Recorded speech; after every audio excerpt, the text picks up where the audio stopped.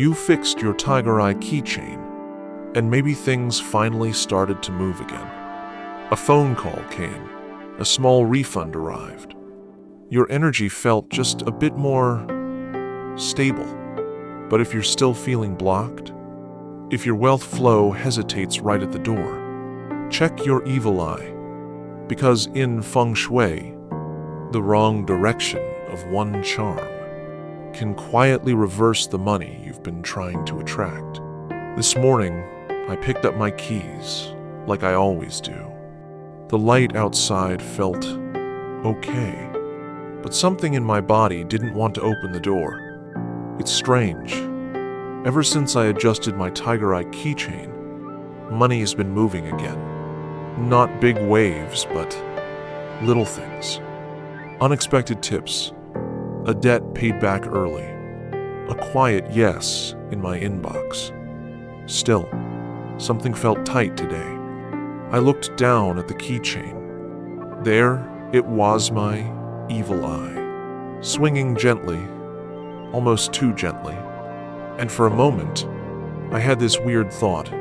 What if it's facing the wrong way? Stay with me until the end, because the most common feng shui mistake with this charm is usually the one we never notice. This is part of our Feng Shui keychain series, where each episode clears one invisible block in your wealth, money, and everyday energy flow. Have you ever worn protection that accidentally pointed back at you? In Feng Shui, symbols don't just work because they exist. They align with us when we align them right. And when they're off, even by a little, they can quietly reverse the very energy we hope to invite. The mistakes start so small, you probably don't even notice it. You hang your evil eye keychain like any other. Clip it onto your keys, toss it in your bag, let it twist around while you walk. Sometimes the charm flips. Sometimes it turns inward. And over time, it stays that way. You think, it's just a symbol, it still works. But in Feng Shui, direction holds meaning. Where a symbol faces is where its energy flows.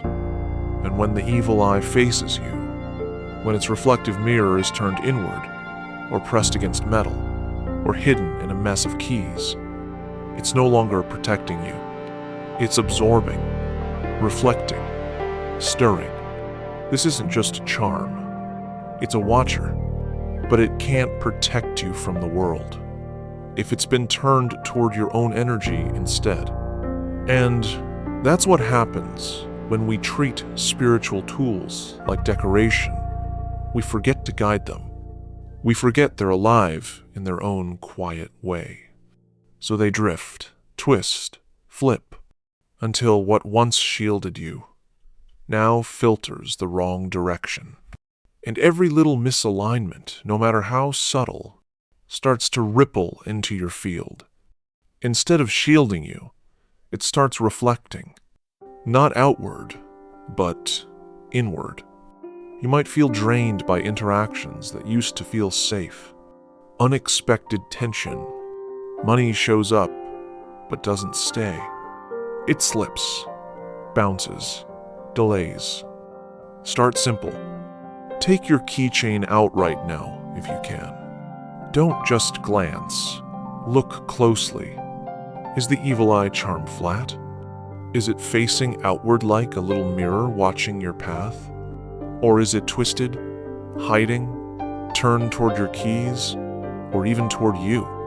If it's flipped, rotate it gently. Let the eye face the same direction you walk. Not inward, not sideways. Straight ahead.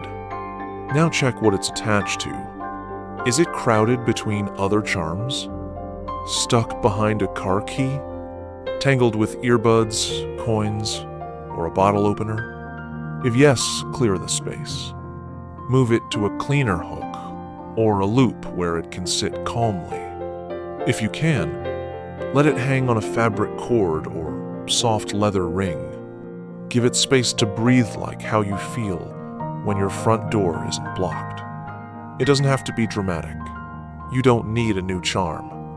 You just need to realign the one you already have so that it can do what it was meant to do. Watch for that moment when you flip it and it suddenly feels right. That tiny shift, that's Fengshui in motion. That's how energy starts flowing again. I remember this one stretch of weeks. Not awful, just stuck. Every morning felt like walking through molasses. Nothing dramatic went wrong, but tiny things kept slipping.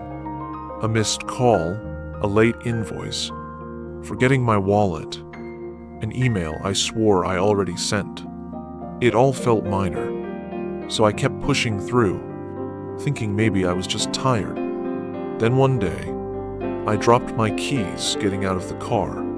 When I picked them up, I noticed the evil eye flipped. Its mirror was turned straight toward me, and something about it felt wrong, like it was watching the inside of my pocket instead of the outside world. I don't know why, but I turned it around, right there, standing next to the trunk. Let the eye face forward, adjusted the clasp so it stayed that way, and I swear, from the next morning on, things felt lighter, clearer. Emails landed. Money I'd been waiting on showed up. No fireworks, just flow. I didn't replace the charm. I just finally let it look where it was meant to look. After I realigned the charm, things didn't explode into miracles.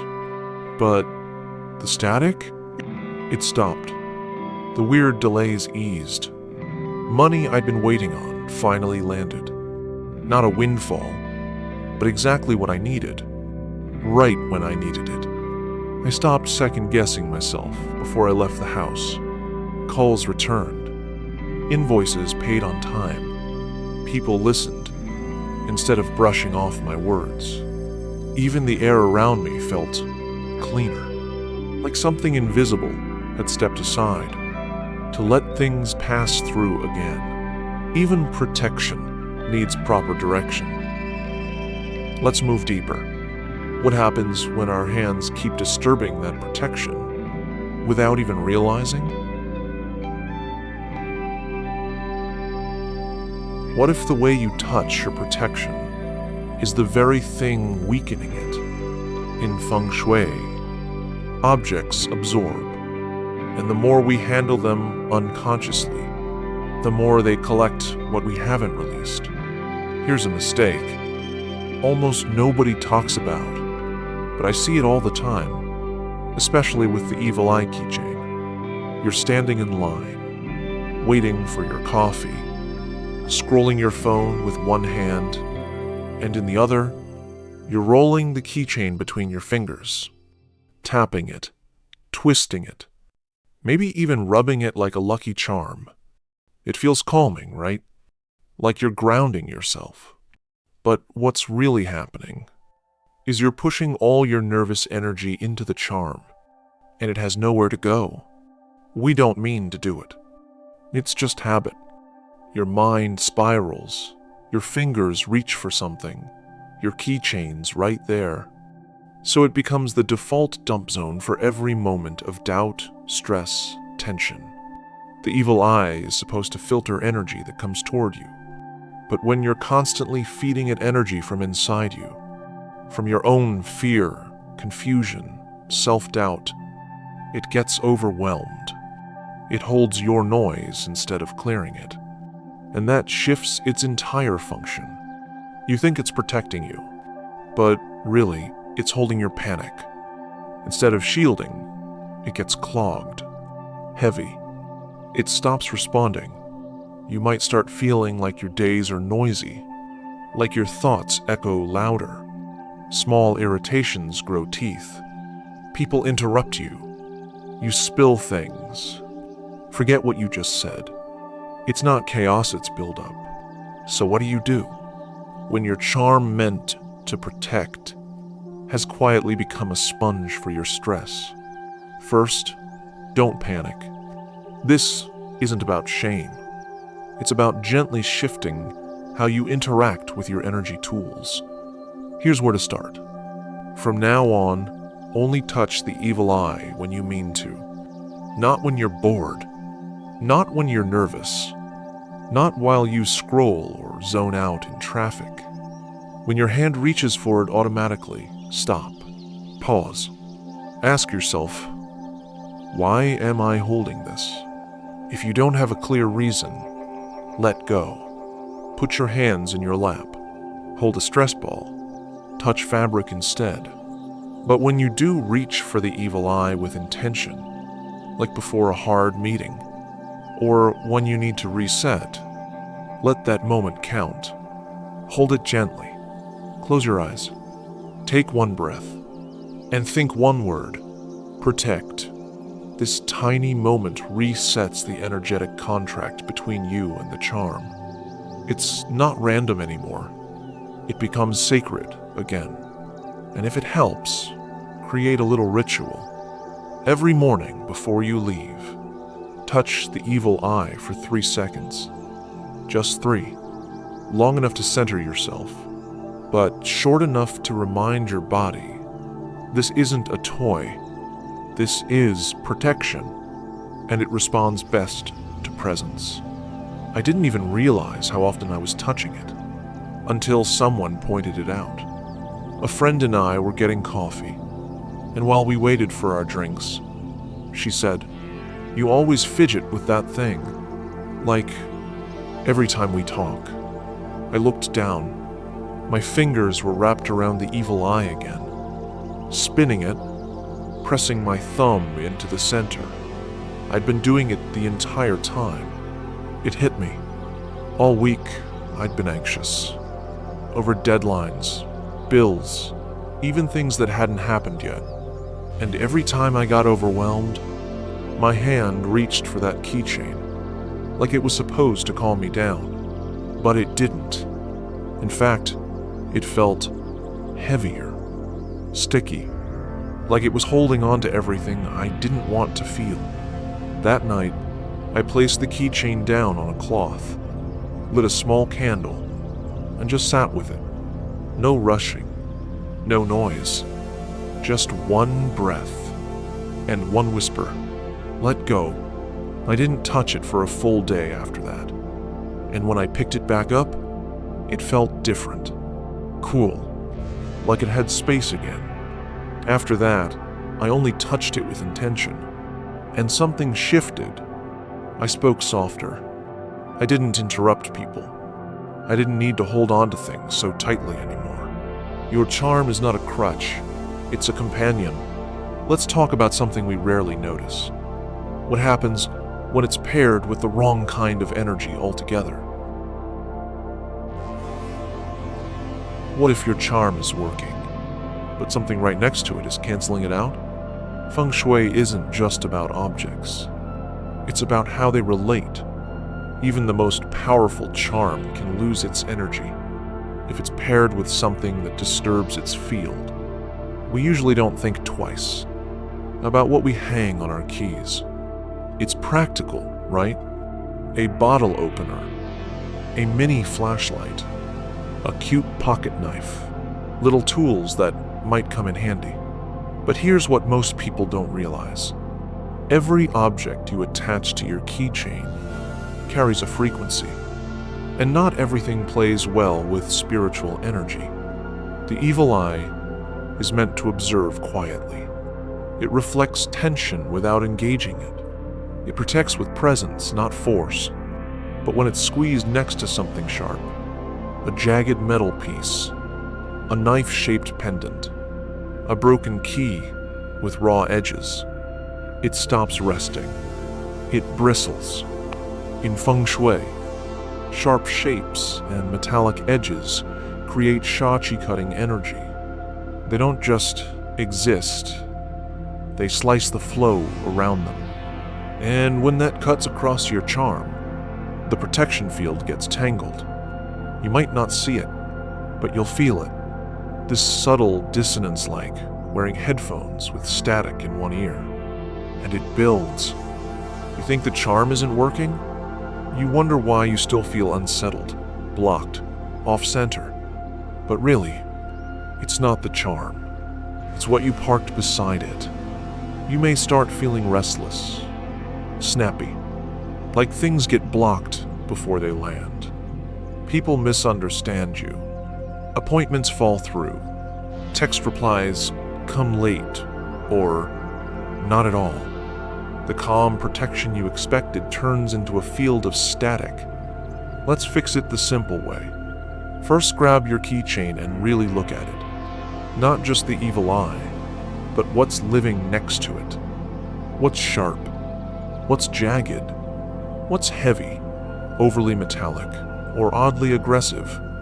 Now, take a breath and gently unclip anything that feels too loud. The mini knife, the bottle opener, even that broken key you haven't used in years.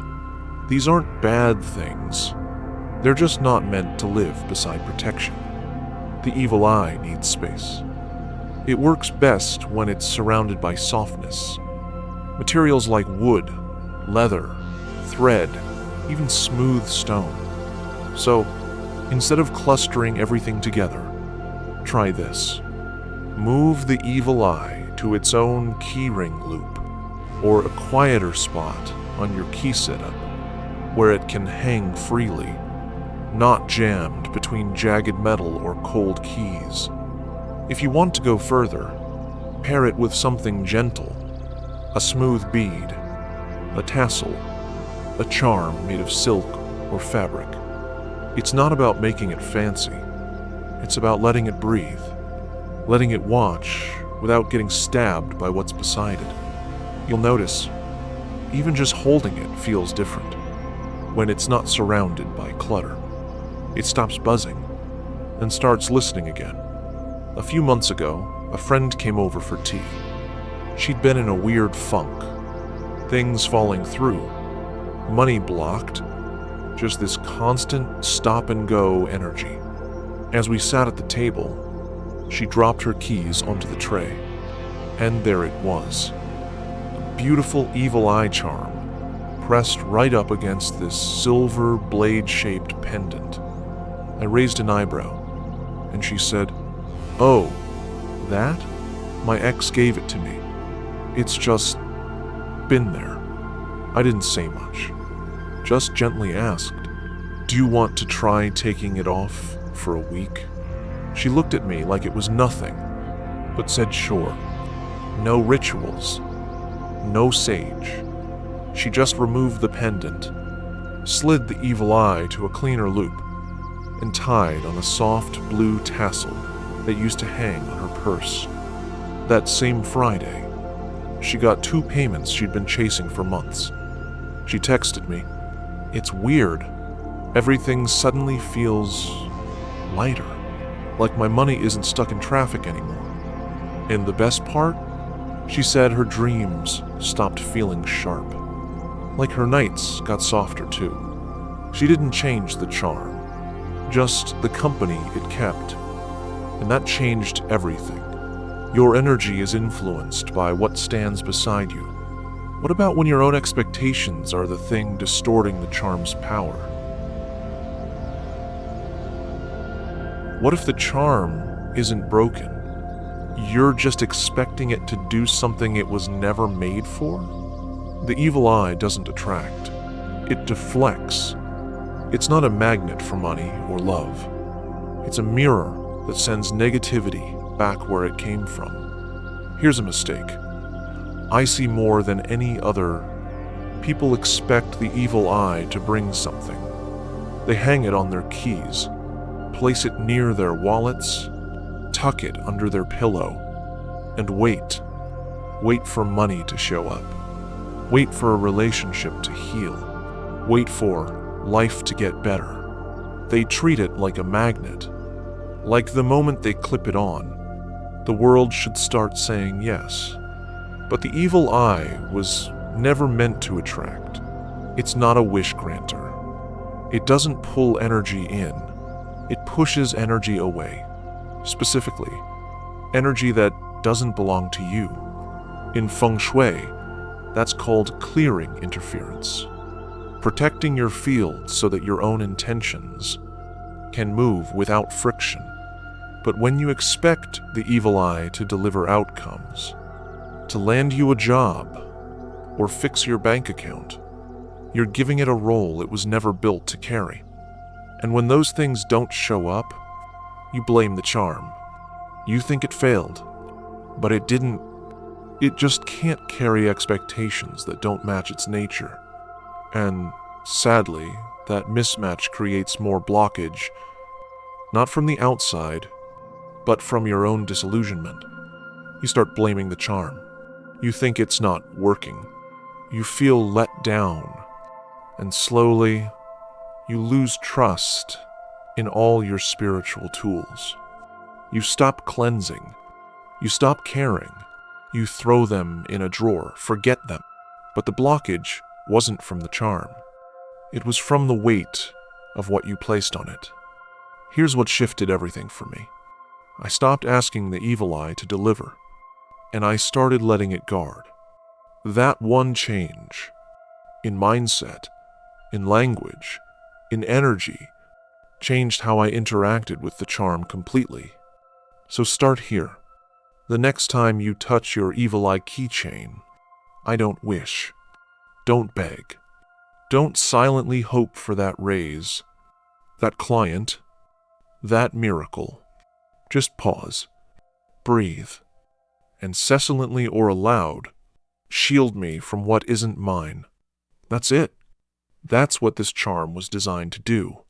Let it hold the line, so your thoughts don't get hijacked by other people's projections. Let it soften the sting of judgment, jealousy, bad timing. Let it help you stay clear, so when opportunities do arrive, you can actually feel them instead of missing them in the noise. And if you've been disappointed by it in the past, that's okay. Maybe it wasn't the charm. Maybe it was the job we unknowingly gave it. Now we give it back its true role, not the one who gives, the one who guards. There was a time I placed an evil eye right above my desk. I told myself it would help with money, help with clients, help with all the things I couldn't quite fix. I kept checking it, like it would blink or glow or give me a sign. And when nothing happened, I started resenting it. Just a little at first, then more. One night, after another slow week, I took it down, Saturday, quietly on the floor, held it in my hands, and I whispered, "I'm sorry I made you carry what I was afraid to face." That moment didn't change my bank account, but it changed me. It softened something. Since then, I've stopped treating my tools like vending machines. I don't ask this charm to bring me anything. I ask it to keep the noise out, so I can actually hear myself. And funny enough, when I stopped looking for signs, I noticed more clarity than ever before. After that night, I stopped checking the charm for results. Stopped staring at it, waiting for something magical to happen. And strangely, the tension eased. My days still had challenges, but they didn't feel personal anymore. I wasn't absorbing every comment, every delay, every silence. It was like someone had turned the volume down on everything I didn't need to carry. The evil eye didn't bring in new clients, but it gave me a buffer, space to breathe, to reset, to stay clear. And in that quiet, things started moving again. Not every charm brings. Some protect, and that is just as powerful. But even a charm that protects needs protection of its own. Would you wear the same shirt for 6 months and never wash it? Spiritual tools collect what we cannot hold, and if we never cleanse them, they carry that weight for us longer than they should. Most of us never think about cleansing our keychains. They go with us everywhere. Through traffic, through arguments, through long days. They sit on public counters, get tossed into crowded bags, land in pockets with receipts, lip balm, forgotten coins. And our evil eye? It goes through all of that, silently, soaking up what we don't have time to process. But here's the part we miss. The evil eye isn't just decorative. It's a spiritual filter. And like any filter, it gets clogged. Every time it reflects jealousy, pressure, tension, or judgment, it catches just a little bit of it. Not because it's broken, because it's doing its job. But when we forget to reset it, when we never pause to clear what it's caught, it stops filtering and starts carrying.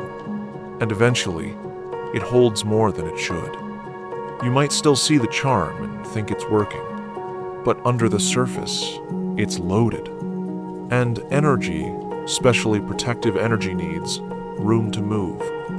If we don't give it that room, it slows, it stalls, and sometimes it even starts pulling that heaviness back toward us. You might feel tired after carrying it, like it weighs more than it used to. Your day feels blurrier. Conversations drain faster. You start feeling off, but you can't trace why. It's not your job, not your house. It's your charm overloaded. Start by remembering. Your charm isn't just along for the ride. It's been doing emotional labor on your behalf. So give it a moment to breathe. You don't need a complicated ritual, just presence, just intention. Here are 3 ways I like to reset my evil eye, and you can choose whichever one feels natural to you. Moonlight. Place the charm on a soft cloth by the window overnight. Let it rest under natural light, especially during the new or full moon. This clears built-up emotional static gently. Smoke cleanse. Hold the keychain in your hand. Pass it slowly through Palo Santo, sandalwood, or sage smoke. Imagine everything it's absorbed, lifting off like fog. Breath and light reset. Hold it between both palms. Close your eyes. Breathe.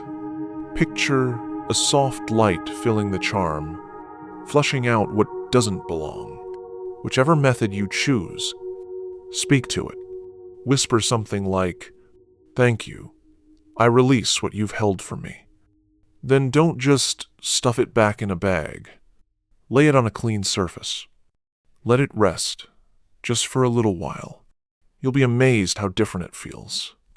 Even just holding it, when it's no longer carrying 6 months of silent weight. And make this a rhythm, not something you only do when things go wrong, but a gentle habit like washing your face or changing your sheets. A reset, so your protection stays protective. But before they do, there was this one week where everything felt sticky. Not dramatic, just off. I was more tired than usual. Kept forgetting small things. Spilled tea on a stack of bills. Missed 2 green lights in a row because I was zoning out. At first, I blamed work, or the moon, or maybe just me. But one night, as I dropped my keys on the counter, I looked at the evil eye. It looked dull, and for some reason, I felt a pang of guilt. I'd been carrying that charm for months. Never cleaned it, never thanked it, never gave it a second thought. So I paused, lit some Palo Santo, held the charm in my hand like it mattered, and whispered, "You don't have to hold all this anymore." That night I slept deeper than I had in weeks. And the next morning, everything moved more gently. My mind felt quieter, and the charm felt lighter in my hand, like it had finally let go. Because I did. After that night, I started making it a quiet rhythm. Once a month, just a few minutes to reset the charm. Not because something went wrong, but because it felt right to care for the thing that had been quietly caring for me.